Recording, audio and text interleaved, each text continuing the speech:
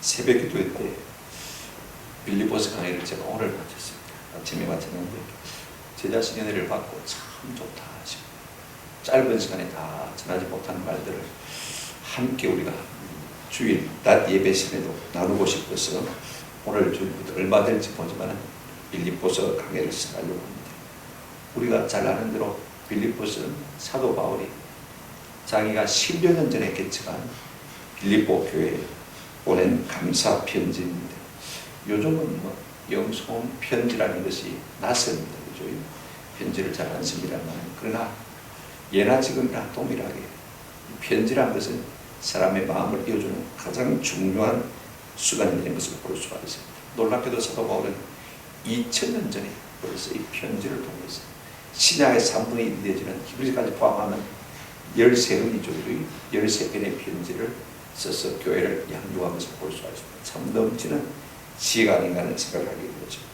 우리가 잘 아는 대로 빌립보서는 세 가지 별명이 있습니다. 첫째가 옥중서신입니다. 우리가 에베소서, 빌립보서, 골로새서, 빌레몬서를 갖다가 옥중서신이라고 하는데, 로마 감옥에 1차 수감됐을 때 바울이 그 옥 가운데서 아무도 아는 것이 아니고 늘 교회를 생각하면서 교회를 양육하기 위해서 보낸 편지가 바로 이 옥중서신입니다.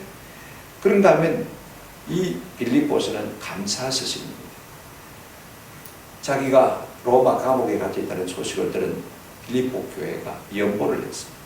연보를 할 뿐 아니라 담임 목사인 에바브로디도를 자기 편에 보내어서 말입니다. 이렇게 섬기도록 해준 것을 볼 수 있습니다. 너무 감사한 일이죠. 아무도 그런 교회가 없는데 이 빌립보 교회가 그런 일을 했습니다. 그래서 감사 편지를 썼습니다. 그래서 시종 내내 어떤 특별한 고민이나 충고보다도요, 감사와 사랑이 넘치다는 것을 우리가 빌립보서를 통해서 볼 수가 있습니다. 세 번째, 이 빌립보서는 어떤 별명이 되냐면 기쁨서신입니다. 어떤 사람은 희락의 복음이라 그렇게 말하기도 합니다만요, 감옥에 있는 사람이 감옥 밖에 있는 빌립보 교회를 보고 내가 주 안에서 기뻐하노니 너희도 항상 기뻐하라, 그런 명령어를 쓰고 있는 것을 볼 수가 있습니다. 그래서 감옥에 있는 사도 바울이지만은 주 안에서 행복조와 행복의 색조가 가득한 것을 볼 수가 있어요. 이것이 빌립보서의 매력이다 하는 생각을 우리가 하게 되었습니다.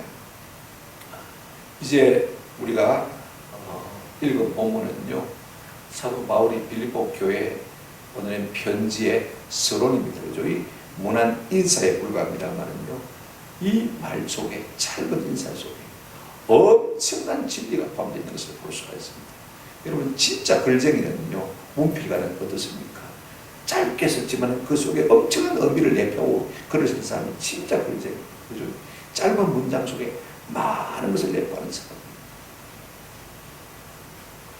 사랑하면 편지를 쓰게 되어지고, 또 사랑하는 사람의 편지는 사람들이 쉽게 보내지 않습니다. 그죠? 두고두고 읽고 곱씹고 묵상하고 생각합니다. 우리 모두가 다 사도 바울을 사랑하는 사람들입니다. 그러므로 우리가 이 편지들을 좀 묵상하면서 곱씹으면서 사도 바울 속에 있는 하나님을 사랑하는 마음들, 예수님을 닮고자 하는 마음들, 또 복음과 교회와 연합에 대한 열정들을 우리가 좀 배워나가는 그런 은혜가 있기를 주님의 이름으로 축원합니다. 아멘. 첫 번째로 우리가 생각할 것은 누가 빌립보서를 썼는지, 이 편지를 보낸 발신인이 누군지 한번 생각해 보십시오. 1절 한번 보실까요? 그리스도 예수의 종 바울과 디모데는 이렇게 말하고 있습니다.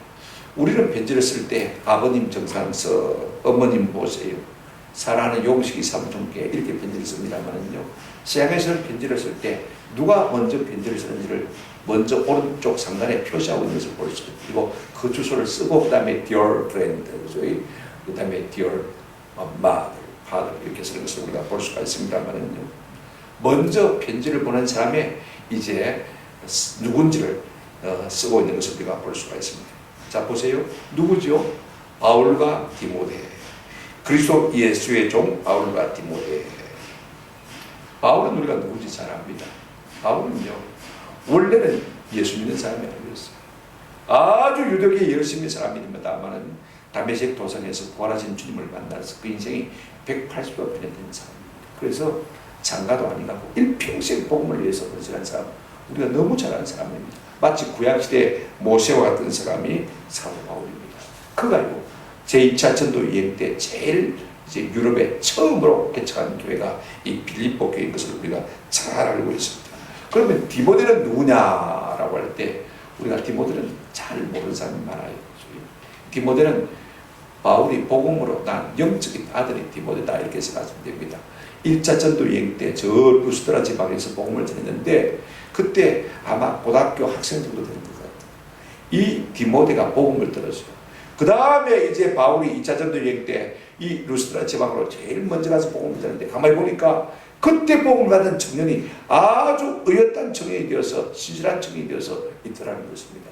여러분 우리가 사도행전 16장 1절 2절을 보면 이런 말씀이 있습니다. 바울이 드베와 루스드라에 또 이름에 거기 디모데라 하는 제자가 있으니 그 어머니는 믿는 유대 여자요 아버지는 헬라인이었더라 이렇게 말하고 있는 것을 볼 수가 있습니다. 자 보십시오.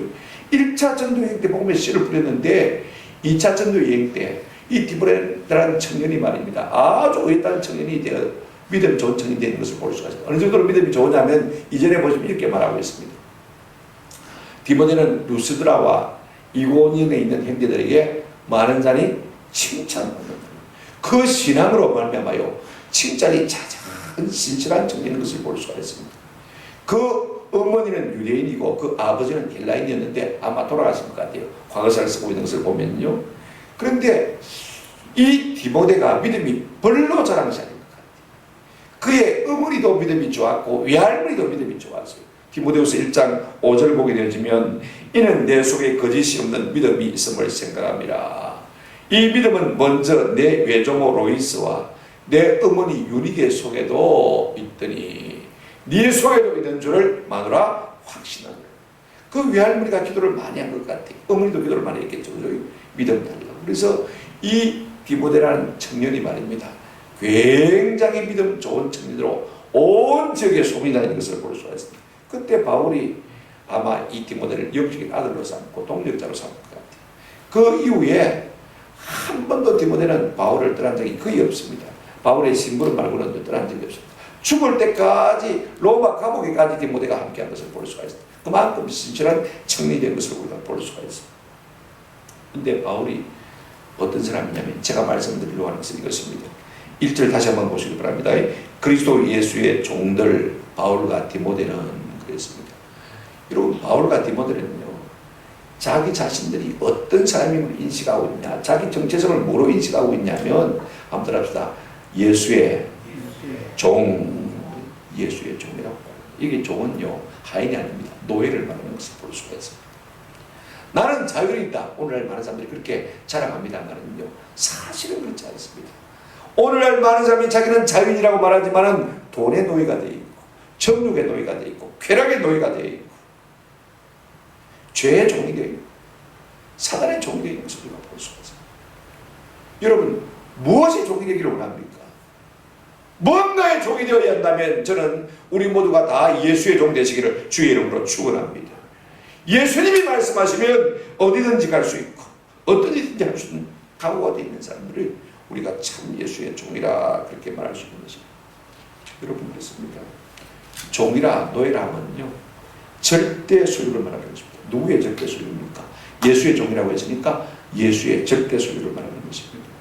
여러분 옛날에 노예를 돈으로 사고 팔고 있지 않습니까? 팔면 사면 다 물건이 자기 것이 되어지는 것을 볼 수가 있습니다. 노예는요 자기 생명도 자기 것이 아닙니다. 자기 재능도 자기 것이 아닙니다. 자기 시간도 자기 것이 아닙니다. 주인이 시킨 대로 살아야 되니까 말입니다. 그렇습니다. 여러분 오늘 우리는요 예수의 피값으로 산 예수의 노예입니다. 고린도전서 6장 20절에 보면 이런 말씀이 있습니다. 값으로 산 것이 되었으니 그런즉 너희 몸을 하나님께 영광을 돌리라. 너희 몸으로 하나님께 영광을 돌리라. 우리가 예수의 피값으로 하나님 우리를 사셨다고 말씀합니다. 이제는요 절대 예수 그리스도의 소유가 되어진 것입니다. 그러므로 내 것을 할 수 있는 사람은 아무도 없습니다. 저는 우리 모두가 예수 그리스도의 절대 소유로 살아가는 은혜가 있기를 축원합니다. 절대 소유라면 절대 순종해야 됩니다. 예수 그리스도의 종이니까 노예니까 예수 그리스도께 절대 순종해야 되는 것이죠. 여러분 노예는요 자기 의지도 자기 생각도 없는 사람입니다. 주인의 뜻이 자기 의지가 되어야 되고 주인의 생각이 자기 생각이 되는 것입니다. 주인이 한번 명령하면 거절하거나 지연하거나 또 핑계할 수가 없는 것입니다. 종이 명한 대로 했다고 칭찬하겠습니까? 누가복음 17장 7절에 보게 되었으면 우리 예수님 이런 말씀하셨습니다. 명한 대로 하였다고 종에게 감사하겠느냐. 하루 종일 넣어서도요, 주인 밥상 차려야 돼요. 아이고 고생 많았지, 내가 차려줄게. 그래 안 합니다. 그죠? 하루 종일 고생하고 와도 주인의 밥상 차려야 되는 것입니다. 그게 노예입니다.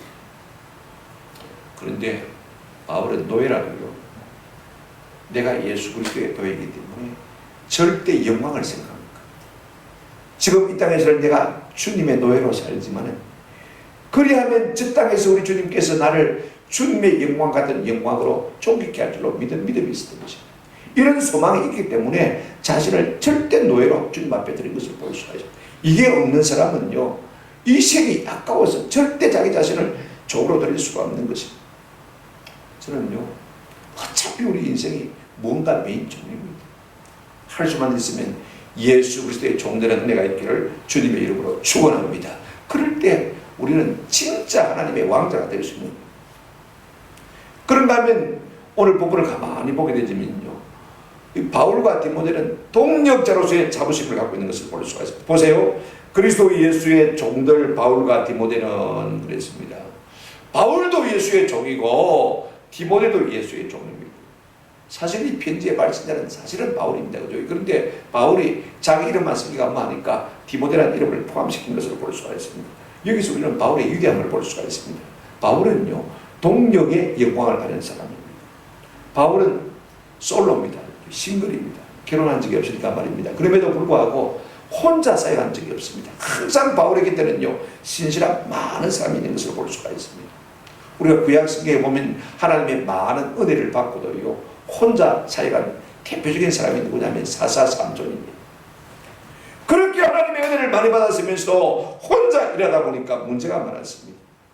항상 사고뭉치였죠. 그러나 바울은 그렇게 하지 않았어요. 항상 팀으로 일하는 것을 볼 수가 있어요. 여러분, 한 사람이면요 외롭습니다. 그죠? 혼자는요 항상 쉽게 넘어집니다. 그래서 우리가 교회 안에서 믿음의 짝짝이 동력자를 두는 것이 참 필요합니다. 내가 넘어지면 그 사람이 잡아 일으켜 줍니다. 그죠? 그가 넘어가면 또 내가 일으켜 주면 되잖아요. 그죠? 여러분, 혼자 살 수 있는 일은 참 적습니다. 그러나 함께하면 많은 일을 이루어낼 수가 있는 것입니다. 우리 주님은 자기 제자들에게 전도를 내보내실 때 혼자 보내신 적이 없습니다. 둘씩 짝 끼워 보낸 것을 우리가 볼 수가 있습니다. 바울은 이 원리를 잘 알고 있었던 것 같아요. 그런가 하면 가만히 본문을 보면요, 바울은 동력자에게 영광을 돌릴 줄 아는 사람입니다. 디모데 이름 안 써도 괜찮아요. 아무 상관없어요. 누구야 뭐라 말할 사람이 없습니다. 근데 오늘 본문에 보니까 그리스도 예수의 종 바울과 누구는요, 디모데는, 우리가 세상적으로 말하면 바울은 상사고 그 다음에 디모데는 부하입니다. 세상적으로 말하면 바울은 아버지 격이고 디모데는 아들 격입니다. 레벨이 같을 수가 없습니다. 그런데 사도 바울은요, 동력자의 영광을 자꾸 드러내고 있는 것을 볼 수가 있습니다. 제가 최근에 우리 존 맥스웰 목사님의 책을 읽었는데 아주 의미 있는 문장을 하나 발견했습니다. 성공이란 내가 내 자신에게 가치를 갖는 것입니다. 성공은요, 자기가 자기에게 가치를 자꾸 부여하는 것입니다. 그게 성공입니다. 그런데 진짜 의미 있는 성공은 무엇이냐면요, 내가 남에게 가치를 부여하는 것이라고 했습니다. 남을 잘되게 하는 것, 남을 성공시켜주는 사람이 진짜 가치 있는 성공을 하는 사람이라는 것입니다. 여러분, 사도 바울은요, 꼭꼭 같은 사람입니다. 분명히 자기가 머리임에도 불구하고 헤드임에도 불구하고요, 그의 조수인 디모데를 자꾸 존귀케 하는 것을 볼 수가 있습니다. 오늘 예수 그리스도의 종 바울과 디모데, 이 말에서요, 그들은 항상 정체성이 뭐냐, 그리스도의 종으로서의 정체성을 갖고 있는 것을 볼 수가 있습니다. 그들은 항상 동력자로서 할 수만 있으면 동력자를 빛내주기 위해서 수고하고 있는 것을 볼 수가 있습니다. 오늘 우리가 교회를 섬긴다는 것은요, 바로 이와 같은 마음으로 섬겨야 될 줄 믿습니다. 이 같은 은혜가 있기를 주님의 이름으로 축원합니다. 두 번째로 우리가 생각할 수 있는 것이 뭐냐면요, 누가 빌립보서를 받는지, 이 편지의 수준이 누군지를 한번 생각해 보십시오. 1절 하반절 보시면 그리스도 예수 안에서 빌립보에 사는 모든 성도와 또한 감독들과 집사들에게 편지하노니. 여러분, 간단합니다. 바울과 디모데가 누구에게 편지하고 있냐면 빌립보 교회에 편지하고 있는 것을 볼 수가 있어요. 근데 이 말을 조금 길게 말하고 있습니다. 빌립보 교회는 한 10년 전에 사도 바울이 유럽에서 최초로 먼저 나간 여러분 개척한 교회라 제가 말씀을 드렸지 않습니까? 그러니까 빌립보 교회 하면 다른 것은 몰라도요, 유럽에서 최고로 먼저 설립된 뭐다? 교회다. 누가 개척했습니까? 바울이 개척했다. 이건 우리가 꼭 기억하시면 좋겠습니다. 그런데 오늘 이 말 속에요, 바울이 교회를 어떻게 생각하고 있는지 교회의 정의가 잘 드러내 있어요. 오늘 보면 유심히 보시기 바랍니다. 자, 교회가 뭐냐? 교회는 두 개의 주소를 가지고 있다. 이렇게 말하고 있습니다. 자, 보세요. 그리스도 예수 안에 있고 또 어디 있습니까? 빌립보에 사는, 빌립보에 있는 교회입니다. 그러니까 여러분, 교회의 주소는 두 개입니다. 천상에 하나는 주소를 두고 있고 하나는 지상에 주소를 두고 있는 것을 볼 수가 있습니다. 여러분, 하나는 그리스도 예수 안에 있고 하나는 빌립보에 있습니다. 이게 교회의 정의입니다. 참 중요한 일입니다. 우리의 시민권은 하늘에 있는지라. 그럼 이 땅은 무엇입니까? 우리가 이 땅을 나그네로 사는 사람들 아닙니까? 교회의 원래 뿌리는 예수 그리스도.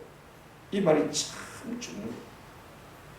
우리가 지역사회를 무시할 수가 없습니다만은요, 때로는 지역사회에서 교회가 아무것도 아닌 것 같이 짓밟힘을 당합니다. 그러나 교회는 어디에 있습니까? 그리스도 예수 안에 있습니다. 여러분, 그러므로요, 교회가 아무리 미약해 보이고 아무것도 아닌 것처럼 보여도요, 절대로 세상이 교회를 짓밟을 수가 없습니다. 예수 그리스도의 생명사계 속에 있는 것이 교회인 줄로 믿습니다. 그렇다고 우리가 지역사회를 무시하면 안 돼요. 잘 섬겨야 되겠죠. 이것이 교회. 그런가 하면요, 두 번째 우리가 있습니다. 또한 모든 성도와 또한 감독들과 집사들에게 편지하노니, 교회를 빌립보 교회라 그러지 않고 그죠? 성도라 그렇게 표현하고 있는 것을 볼 수가 있습니다. 그리스도인이라는 표현도 있습니다만 신약에 세 번밖에 나오지 않습니다. 성도란 말은 무수하게 나오는 것을 볼 수가 있습니다. 사도 바울은 교회를 갖다가 성도라고 표현하기를 참 좋아했습니다. 성도란 말은요, 무슨 말이냐면 거룩한 물이라는 뜻입니다. 거룩하다는 뜻은 무슨 말이냐면 뭐뭇으로부터 구별됐다는 그런 뜻을 가지고 있는 것을 볼 수가 있습니다. 여러분, 교회는요, 성도는 세상으로부터 구별된 사람입니다. 생각도, 먹는 것도, 옷차림도, 삶의 목적도 다 구별되어 있습니다. 우리 예수 믿는 사람은 세상 풍조를 따라가면 안 됩니다. 뭐 세상 사람들이 희한하게 옷을 입는다고 해서 우리가 그거 따라가면 안 됩니다. 진짜 예수 그리스도를 영접한 사람들은요, 본능적으로 세상을 담기를 싫어하는 것을 볼 수가 있습니다. 어린아이도 마찬가지고 청소년도 마찬가지고 진짜 그 속에 예수가 그리스도가 있는 사람은요, 세상 닮아가는 것을 거부합니다. 구별되게 살기를 원하는 것을 볼 수가 있습니다. 여기에 거룩한 백성이라는 의미 속에는요, 선택된 백성이다 하는 의미도 있습니다. 앞으로 천국 갈 백성이다. 물론 도덕적으로도 다릅니다.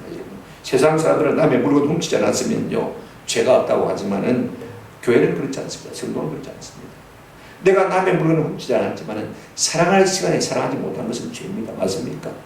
내가 남에게 안 뺏어왔으면 우리가 죄가 아니라고 생각할지 몰라도요, 그 사람이 나의 도움을 필요로 할 때 내 것을 주지 않았으면 그것도 죄입니다. 내가 아무 누구에게 해로움을 끼치는 것이 없어도요, 여러분, 그래도 죄일 수가 있는 것은 저를 위하여 기도하지 않는 것도 뭡니까? 죄입니다. 그러니까 이 성도는요, 세상과 다른 차원에서 살 수밖에 없는, 교회는 아무튼 합시다, 거룩한 사람들입니다. 교회가 뭐냐? 빌립보 교회는 거룩한 사람들이다, 그 말인 것입니다.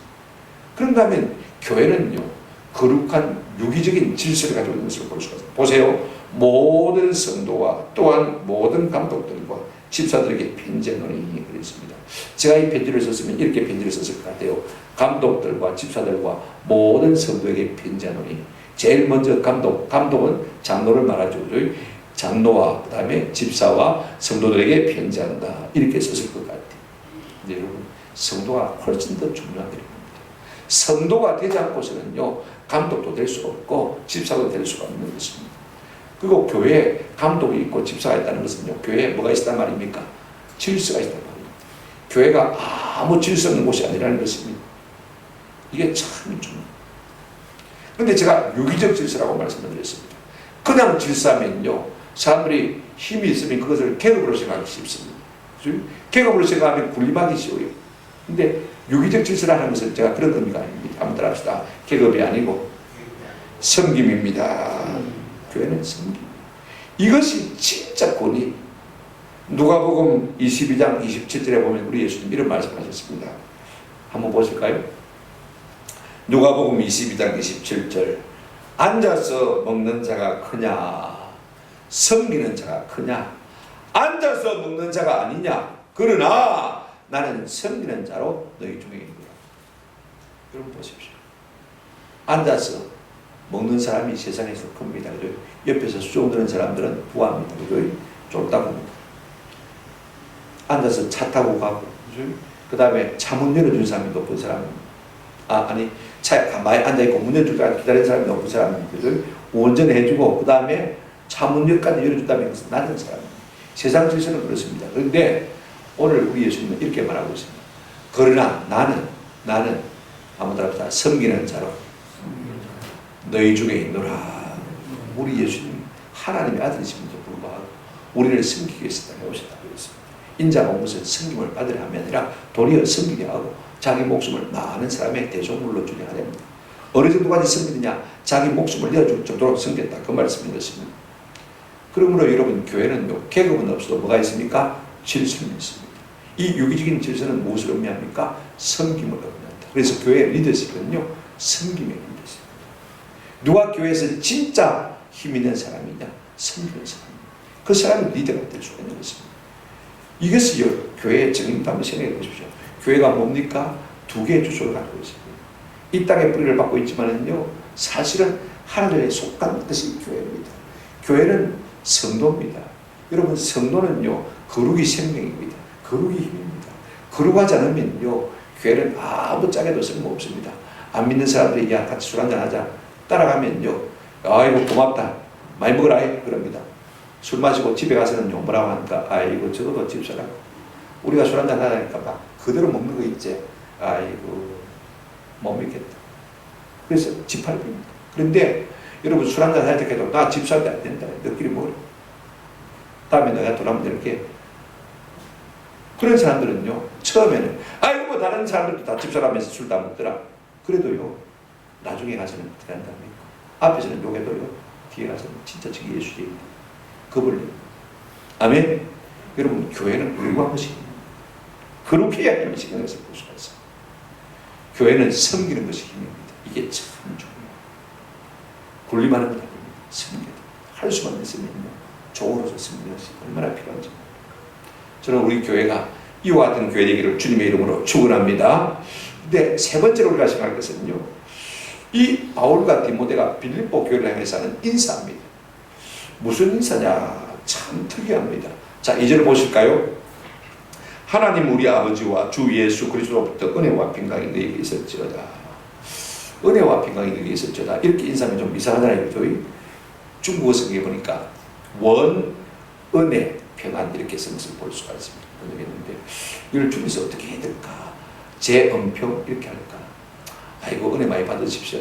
평안하십시오. 이렇게 인사하면 안 되겠나 싶은 생각이 듭니다. 근데 세상 사람들은요, 어떻게 인사합니까? 안녕하세요. 옥체 만강하신지요? 그죠? 아니면 만수무강하세요?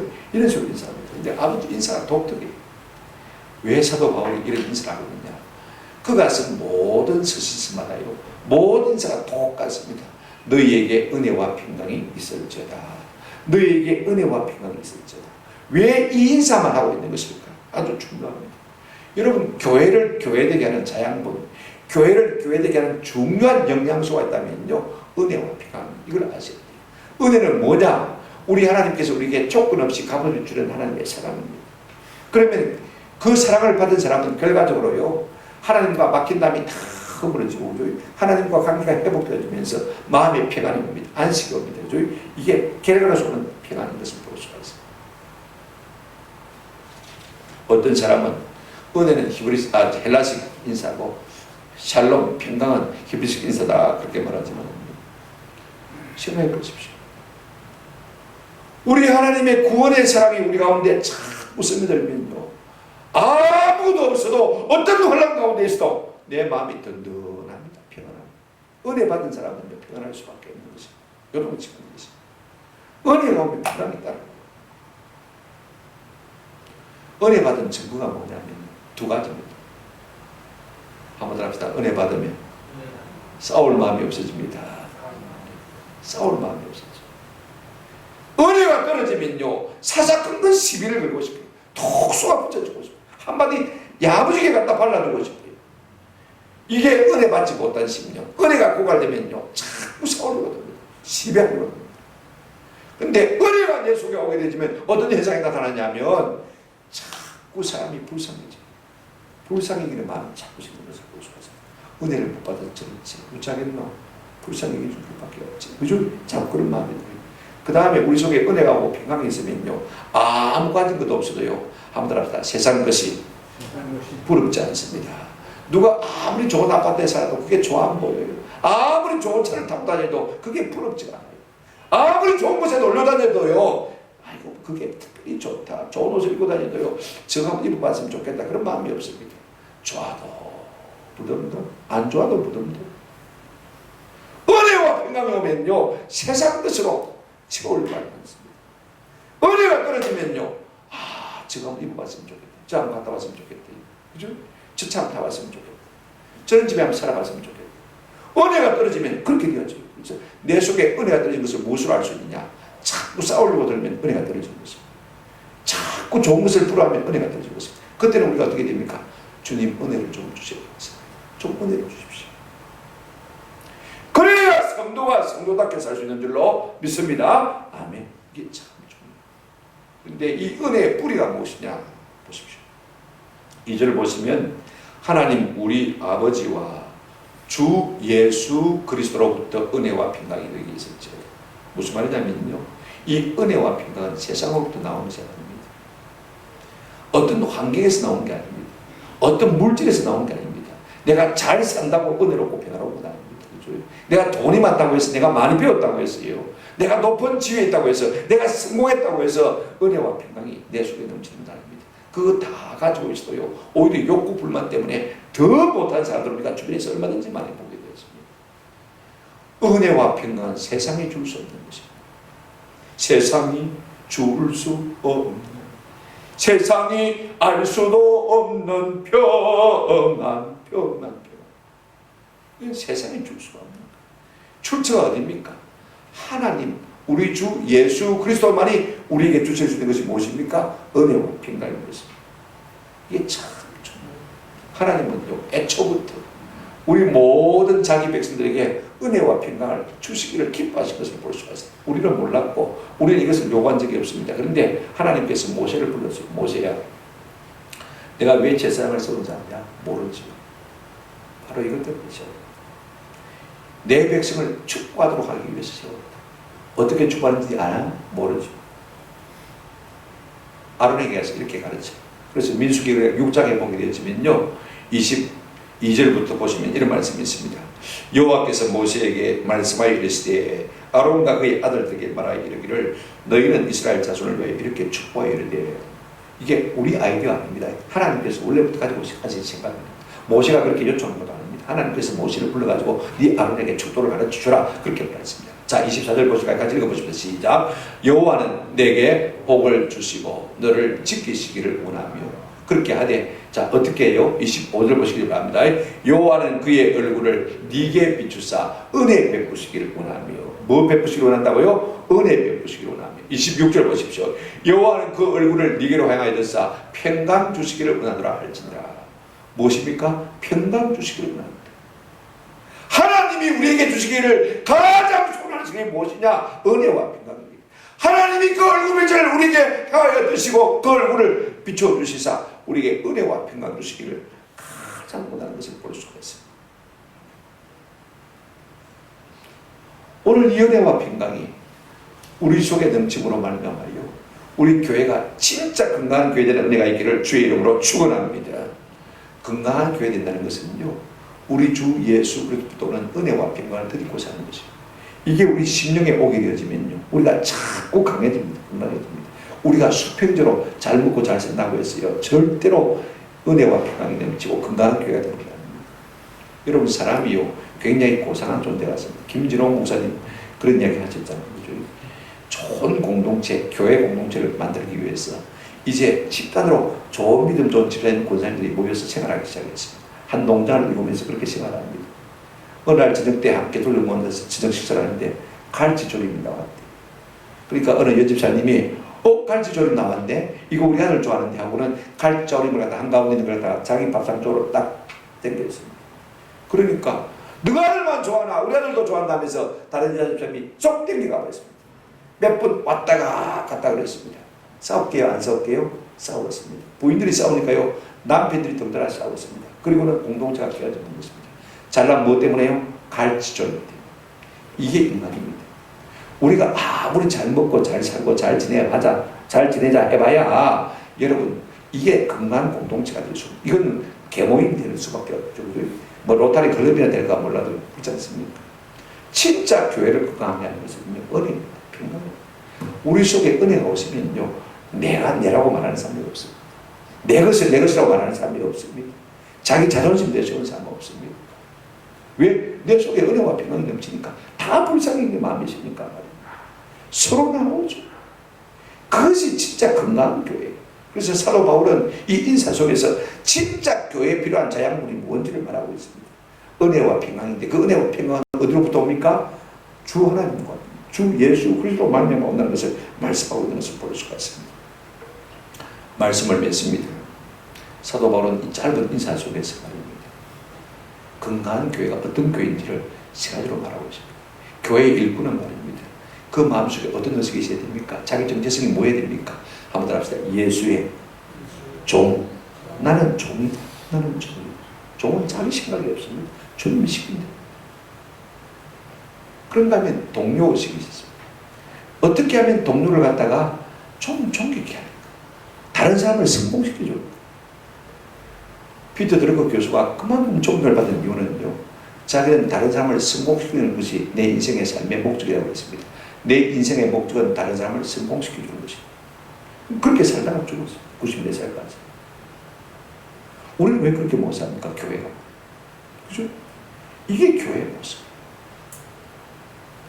목사는 성도를 성공시켜주고 성도는 목사를 성공시켜주고 간단하잖아요. 여러분 교회가 무엇입니까? 교회의 가장 좋은 이름은 성도입니다. 성도는 거룩한 물입니다. 교회의 힘은 어디서 나옵니까? 거룩에서 나옵니다. 세상과 구별돼서 나오는 것입니다. 세상과 닮아가면 닮아갈수록 세상이 좋아할 것 같지만 그렇지 않습니다. 마들은 수같이 될 수밖에 없는 것입니다. 세상은요 자기가 닮는 사람을 더 싫어합니다. 우리가 진짜 세상과 달라질 때 교회가 힘이 있는 것입니다. 오늘 이 거룩을 회복하는 은혜가 우리 교회 가운데 있기를 주님의 이름으로 축원합니다. 좋은 건강한 교회가 되려면 가장 필요한 자양분이 뭐냐? 은혜와 평강입니다. 이것은요 세상 물질, 세상 성공, 사람들과의 관계에서 나오는 것이 결단과 아닙니다. 하나님과 주 예수 그리스도로 말미암는 뭐요? 은혜와 평강. 이것이 우리를 부유하게 합니다. 이것이 우리를 건강하게 합니다. 이것이 우리를 풍요롭게 합니다. 이것이 우리로 하여금 나누게 합니다. 사랑하게 만듭니다. 서로 불쌍하게 만듭니다. 세상에 대한 갈증을 느끼지 않도록 만들어가는 것입니다. 그러니까 이것이야말로 교회를 가장 건강하게 만드는 자양분이 되는 것입니다. 오늘 우리 가운데 이와 같은 은혜와 평강이 강수가 절로 넘치기를 바라고 우리 모두가요 좀 마음이 쿨쿨할 때마다 다른 것 찾지 말고 내가 뭐 여행 좀 갔다 오면 괜찮을까 천만의 아닙니다. 하나님의 은혜를 사모하시길 바랍니다. 평강을 사모하시길 바라고 우리가 모든 성도를 위해서 기도할 때마다 은혜와 평강을 빌어주는 은혜가 있기를 주님의 이름으로 축원합니다. 그럴 때 건강한 교회가 될 줄로 믿습니다.